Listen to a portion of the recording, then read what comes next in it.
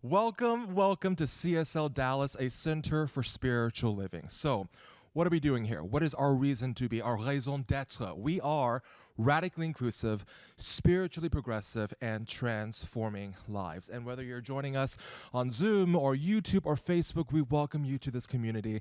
Know that you have found your tribe, you found your family, you found people who are here to grow with you spiritually with no blame, no judgment, no dogma. Welcome to CSLDallas. We're so thrilled to have you.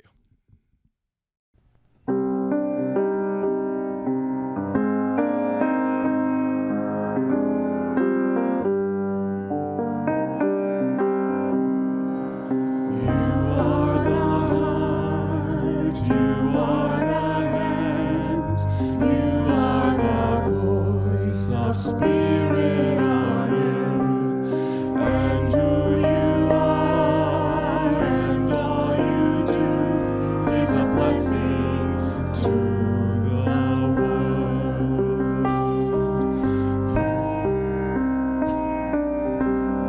are the heart, you are the hands, you are the voice of Spirit on earth. And who you are, and all you do is a blessing to the world.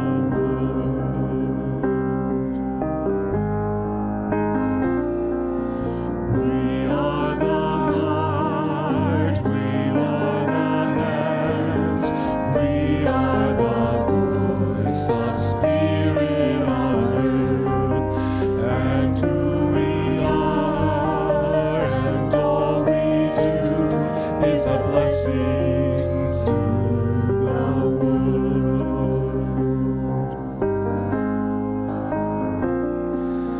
We are the heart, we are the hands, we are the voice of Spirit on earth, and who we are, and all we do is a blessing to the world.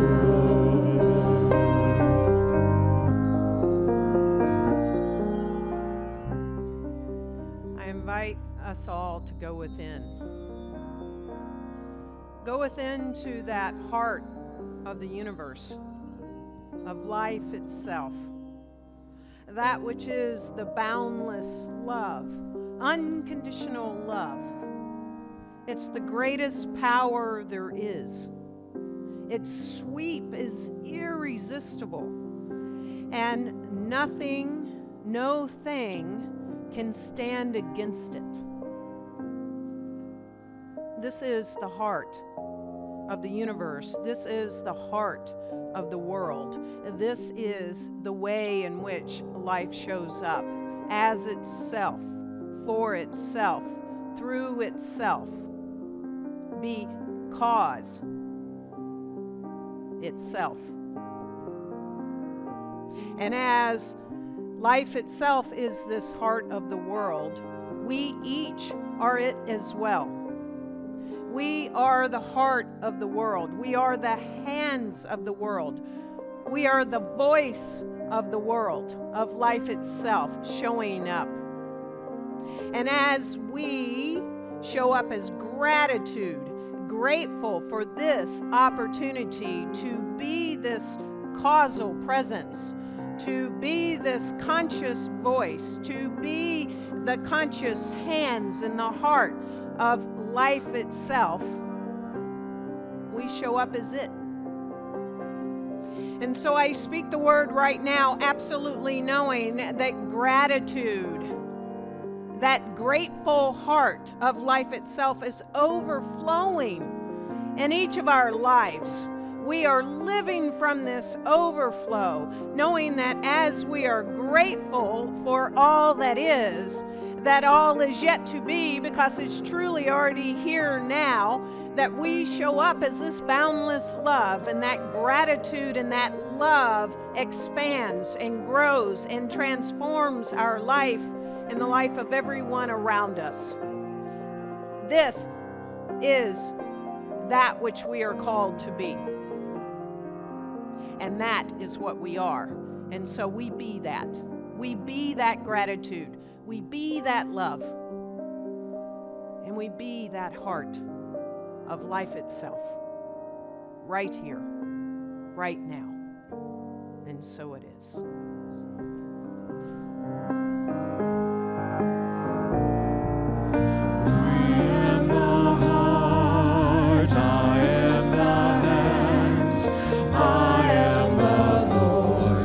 Spirit on earth, and who I am, and all I do is a blessing to the world.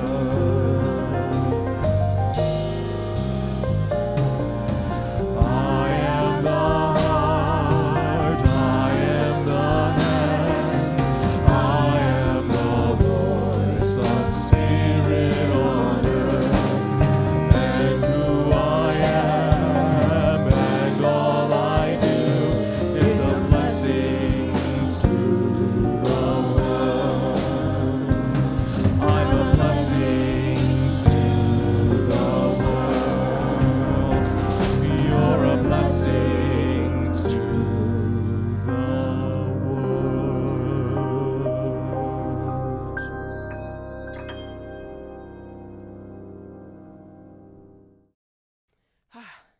You are a blessing to this community. You're a blessing to this community by staying spiritually connected and being a part of our community even while we're physically distancing. And you're a blessing to this community by the financial gifts that you continue to give to us. Every single gift that you give touches everyone's life in this community and beyond. So this is the time when we ask you to generously give to CSLDallas. This is the time where we invite you to let that love come through you in the form of financial giving. So I ask you to do that now. There's many ways that you can choose to do that. You can do that through Facebook donation right now. You can go to our website, csldallas.org/give, or hit the Donate Now button. And you can do that if you already have an in-fellowship account. So thank you for giving generously, giving from your heart, and continuing to support this beloved community. So every November, we engage in a conversation about gratitude. Gratitude is such a powerful spiritual practice, and there's so many ways that we can talk about it. And it was so wonderful to have Karen talk last week about the gratitude to have for the way in which Spirit is showing up as us. And so often, we don't allow ourselves that. Today, we want to enter into gratitude in a slightly different way. Beyond being polite, you know, when I was a kid, we always had to do the thank you notes. My mother was like, if you don't have your thank you note out by January 30th for a Christmas gift, that is not okay. And we learned how to be polite and say, we all, you know, and you say thank you to the waiter, and there's lots of ways in which we're polite. We also have learned how to talk to in the spiritual realm. We want to be grateful for our good and not become complacent, right? And not take things for granted. But even beyond this notion that we're grateful to something or someone for giving us something, or we're grateful for things, is this deeply, profoundly spiritual idea that gratitude itself is generative. What that means is that gratitude itself is an act of generating more of that which we are grateful for. It's not just a cliche. It's not just something we do because we're polite. It's certainly not something that we do because God somehow needs our gratitude or life needs our gratitude. It is something we do because it's a powerful shift in our own consciousness and the way in which we are engaging in life. Gratitude could be one of the most profound spiritual practices and spiritual disciplines. As we take up gratitude, we might ask ourselves this question: are we often grateful to? Are we usually grateful for? Or is gratitude simply the state of being in which we live. Eric Butterworth in Spiritual Economics says this. Now, you know how people react if you're not grateful. But what about God? Will God be disturbed if you do not return thanks? Will God say to you, such an ingrate? The fact is, it doesn't make any difference to God whether you give thanks or not, but it makes a lot of difference to you. God is so universal, so almighty, way too almighty to be dependent on our thanksgiving. Meister Eckhart probably shocked his colleagues in medieval times when he said, I never give thanks to God for loving me because God can't help itself. Whether God would or not, it is God's nature to love. You see, gratitude is not for God. You are not obligated to thank God for your life, for your job, for your prosperity. However, giving thanks is an important state of your consciousness that keeps you in an awareness of oneness with divine flow. When you understand this, you see that a grateful heart does not need something to be grateful for. One can be grateful with the same spontaneity as being happy. It simply flows forth from within and becomes causative energy. Eric Butterworth. Imagine being grateful without actually being grateful to anyone or anything, or being grateful for anything or anyone, but to simply exercise the state of gratitude. This is the state of being, of already recognizing that everything that is ever needed is already here. Spirit has become us, as Karen so beautifully said last week, individualized expressions of the divine. Life has already given itself as all of creation to us and as itself through us. We have already received the infinite gift of grace and of life. The question is, what are we doing with that? Are we generating a life that expresses that grace and that gift? Ernest Holmes, in the Glossary of the Science of Mind, says this about thanksgiving. It has been said that the prayer of thanksgiving is the prayer of appropriation. Now think about that. The prayer of thanksgiving is the prayer of appropriation. This was the manner in which Jesus prayed when he raised Lazarus from the tomb. Father, I thank thee. Even before he asked. Recognition, unification, and realization are the three steps in prayer or in treatment. When we speak the words of thanksgiving to the God within, knowing before they ask, will I answer, there is something in this attitude of thanksgiving that carries us beyond the field of doubt into one of perfect faith, acceptance, and receptivity. Realization, appreciation, gratitude, and thanksgiving. The motive power which attracts and magnifies the hidden potentialities of life. Gratitude, appreciation, thanksgiving. The motive power which attracts and magnifies the hidden potentialities of life. Gratitude as a state of being, as a way of walking around in the world, even before one has asked, made a request, a claim, a statement, an affirmation, and certainly before it has even showed up or manifested on the physical plane. Dr. Michael Beckwith says this, gratitude is where freedom and destiny meet, because gratitude is a divine doorway to the fulfillment of your destiny. When you consciously choose to express thanksgiving, this sets causation into motion to manifest your destiny of wholeness in every expression of life.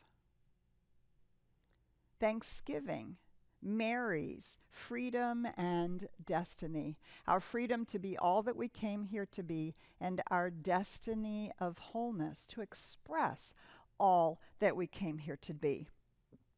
Eric Butterworth goes on to say, the grateful heart actually opens the way to the flow and becomes an attractive force to draw to itself great things. You want to open the floodgates of your life? Be in a state of gratitude. The thankful heart, Dr. Joseph Murphy says, is always close to the creative forces of the universe, causing countless blessings to flow toward it by the law of receptivity, of reciprocal relationship based on the cosmic laws. The thankful heart is always close to the creative forces of the universe, causing countless blessings. Right, and we talk about this all the time. That which we focus on grows. There's no better way to focus on growing a joy-filled, meaningful life that is a contribution to the world of our unique individuality, but to walk around in gratitude. Yeah, I mean, start with counting your blessings, right? All those cliches.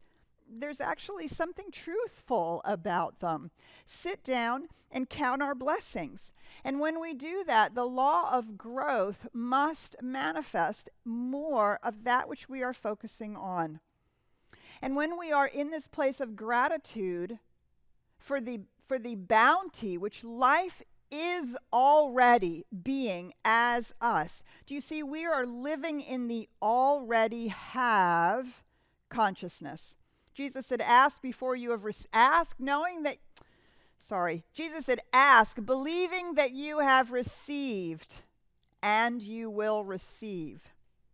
The already received feeling comes first, and then the manifestation. How do we live in that already received feeling?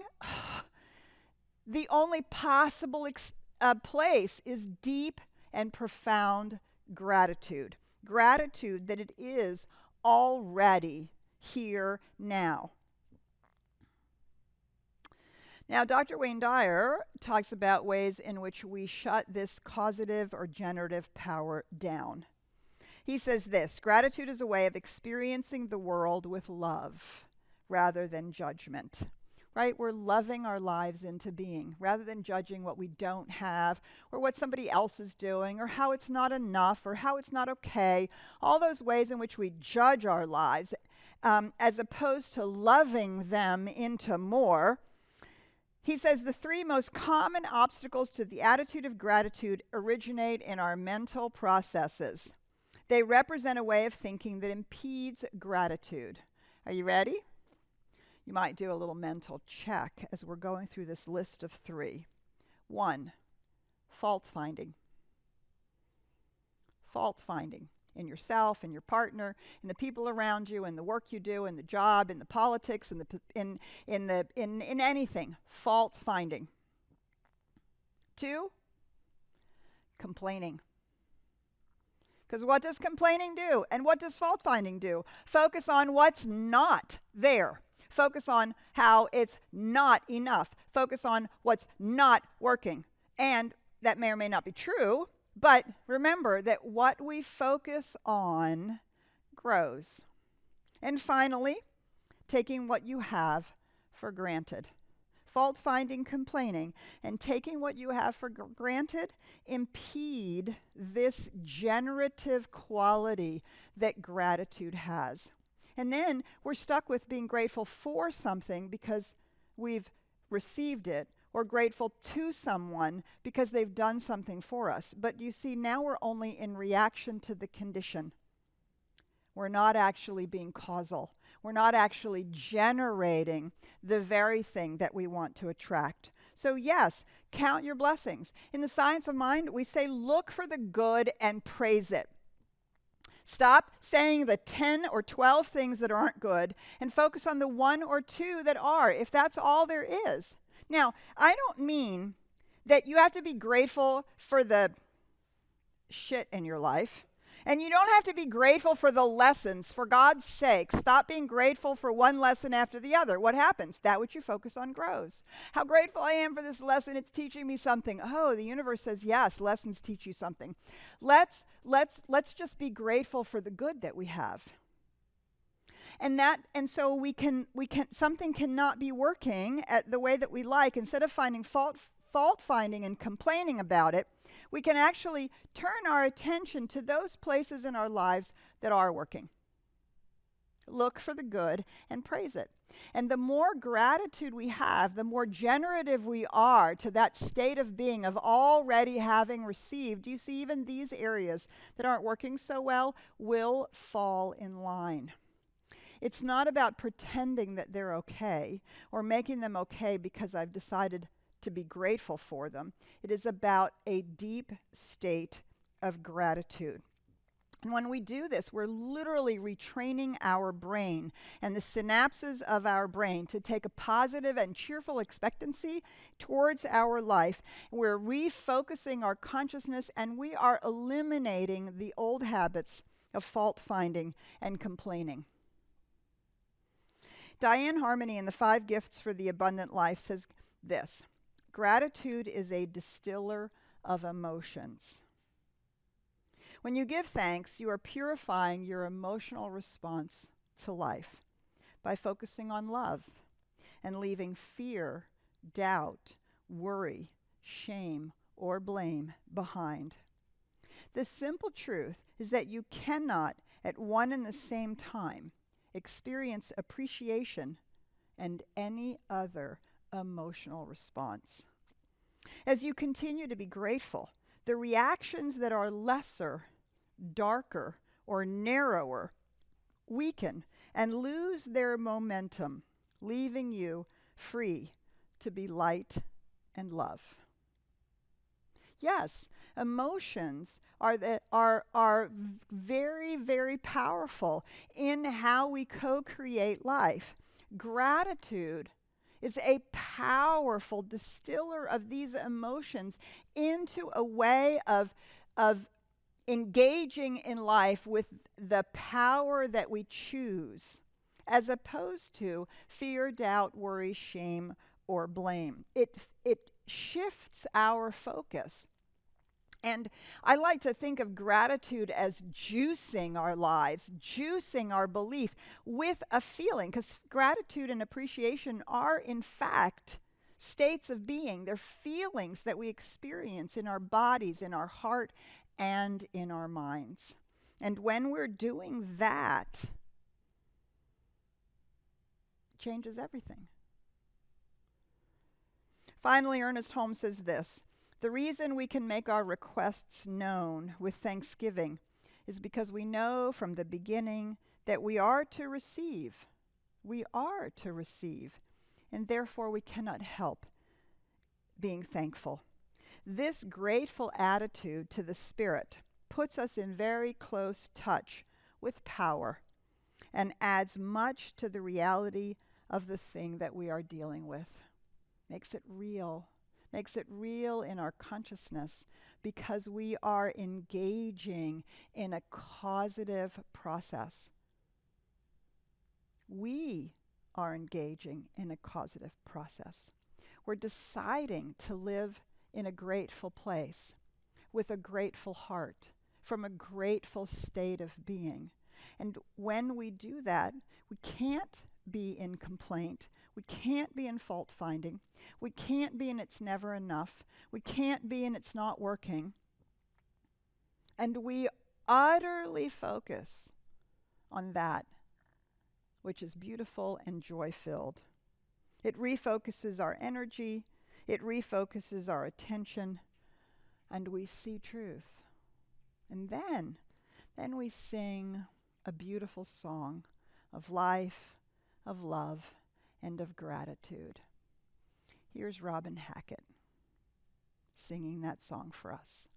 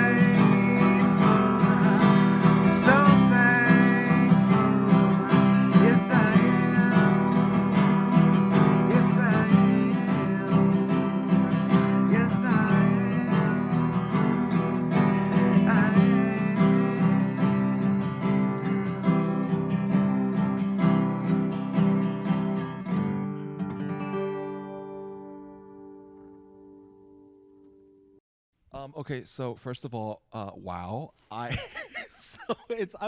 never thought of gratitude in that specific way, that it's not just being grateful for or grateful to, that it's actually a state of being. And that, of course, it is causal. Right. I never thought of it like that. And then as, as I listened to the talk, I was like, wait a minute. But at the same time, I know that to be true. So, I mean, that's fascinating. So my question is, we are living in a global pandemic.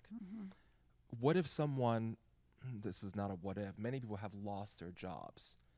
In that moment, in that space they're in, how? How do they live what you just talked about? To be in that place of gratitude. Yeah, it's a great question, Oscar, right? And that's the discipline of the spiritual practice. And so when I feel like I'm in that kind of a dark night of the soul, right, I show myself all the ways and places that I've always ever been supported. I look around in my life and I look for evidence of support. I look for evidence of the fact that, well, I've gotten a job in the past. I look for evidence, personal evidence in my own life. I look for evidence of where it's worked for other people in their lives. I look for inspiration. And I begin to show myself that there is actually so much to be grateful for. Because the truth is, regardless of the type of economy that we're in, our job is not the source of our good, and it's actually only 1/8 of our life.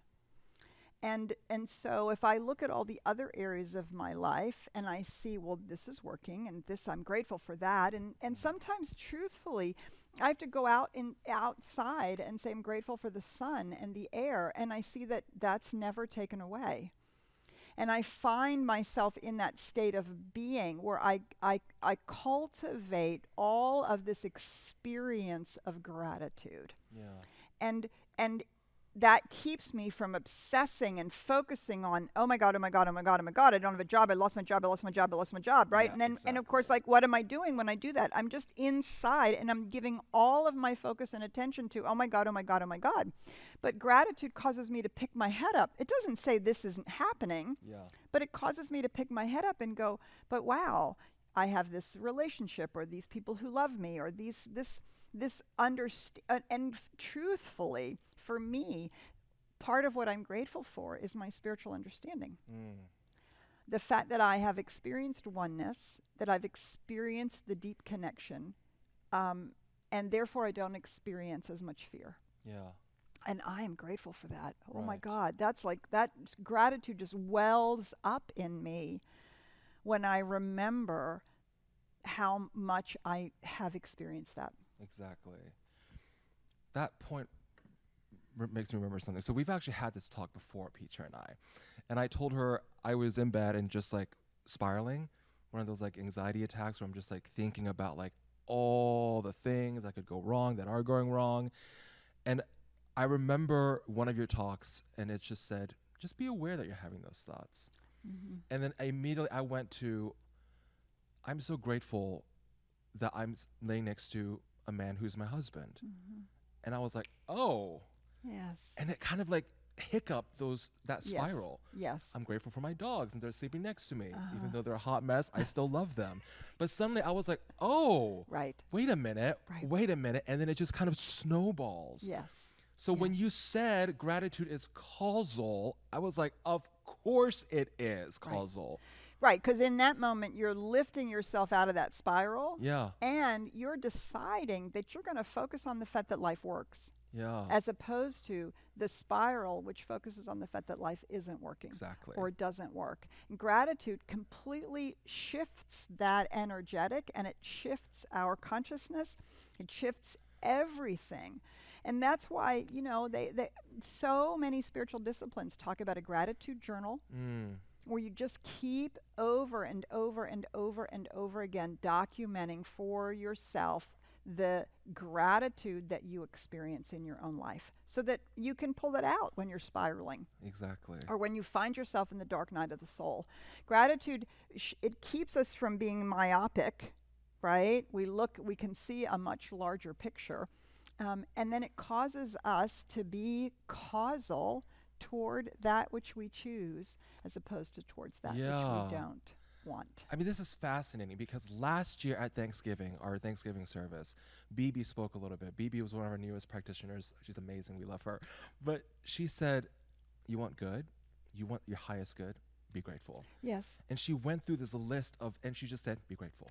Yeah. Be grateful. And the way she said it, it was so simple, and she was so matter of fact about it that I was like, You're right. oh, duh. Right. Oh, she's right. Right. Yeah, and then today, your talk really hit the nail on. I mean, like, now I really get what you guys are talking about. Beautiful. Yeah. So this holiday season, don't just be grateful to or for, just be grateful. Just be. Yes. I love it. Thanks. I love it. Thank you, Feature. Thanks, Oscar. Thanks, you guys. So as always, as we come to the Thanksgiving holidays, we are closing out our Thanksgiving baskets for Gooch Elementary School. This year, because of the pandemic, we're not asking you to go shopping. We just ask you to donate $50 for a basket. We have many of the student families that are in need of this year. So you can go to CSLDallas.org, hit donate now, and do the drop-down menu, Gooch Elementary School. You can go to our Facebook page, and look for the Gooch Elementary Thanksgiving Basket fundraiser. Our goal is 100 or more baskets. We will be delivering them to the school. We'll be delivering gift cards to the school that they'll be giving out to the families that need them so that they can have a beautiful Thanksgiving dinner. Thanks for donating. Love it. And you guys, we're so excited about Thanksgiving. On November 26th, we're going to have our very own Thanksgiving service right here under that tree. And we're going to have another opportunity to be grateful for each other, for this community. We're going to have great music. It's going to be fantastic. And what's even more fantastic is at noon, we're going to celebrate our very own Reverend Patty's birthday, her 80th birthday. 80th birthday. I love it. So y'all come in for the drive-through birthday celebration for our very own Reverend Patty. We cannot wait to see you guys there. Yeah, and don't forget to RSVP to be Yes. in person with us that day. And then you can also RSVP. As always, we have our Blue Holiday. And this year we're adding, not only in general that the holidays can be difficult time for people, having lost people this year, or maybe it's just in general a very difficult time. We now have the opportunity of grieving what happened in 2020, right? Whether you've lost family members, lost a job, or just went, what happened to 2020, right? All the plans went out the window. Many people are soaring and many people are not. And so we take our Blue Holiday ritual to acknowledge the challenges that people may be facing in their own lives, and then to lift them up with our spiritual support and spiritual love. So again, it's in person. You can sign up, RSVP. We look forward to really lifting ourselves together in this beautiful Blue Holiday ritual. Yes, and speaking of spiritual support, whether you're soaring or you're not, it doesn't matter, because we have our licensed practitioners and spiritual coaches on standby on Zoom immediately after the service, where you get a one-on-one breakout room for prayer work or to remind you of your truth, of who and what you actually are. So they're right there on standby for you on Zoom, and we're going to sing it out. We're going to dance it out with Grateful Together. Bye for now. Thank you.